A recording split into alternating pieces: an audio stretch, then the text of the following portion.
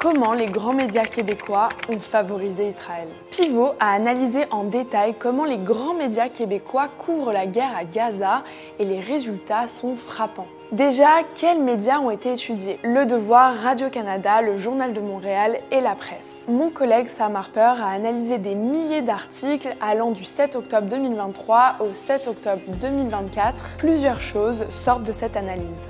L'étude révèle que le nombre de mentions de victimes est totalement disproportionné quant au nombre réel de morts de part et d'autre. Pour les Palestiniens, entre 22 et 75 personnes tuées pour chaque mention dans un article.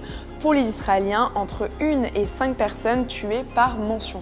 Les victimes israéliennes sont beaucoup plus humanisées. Ils ont un job, une famille, une histoire. Les victimes palestiniennes sont, elles, beaucoup plus réduites à des chiffres. Le mot massacre est utilisé différemment selon les camps. Pour l'attaque du Hamas du 7 octobre, il est souvent représenté comme un fait, alors que pour les frappes israéliennes, il est toujours mis entre guillemets. La couverture médiatique situe le début du conflit au 7 octobre 2023, comme si tout avait commencé là. Le contexte des 75 ans de colonisation israélienne est souvent absent des articles. Les bombardements sur Gaza sont souvent représentés comme en représailles, comme si Israël ne faisait que répondre à des attaques sans contexte historique. Le mur séparant Gaza et la Cisjordanie d'Israël est souvent qualifié de barrière, un terme préféré par Israël plutôt que mur de séparation ou mur d'apartheid.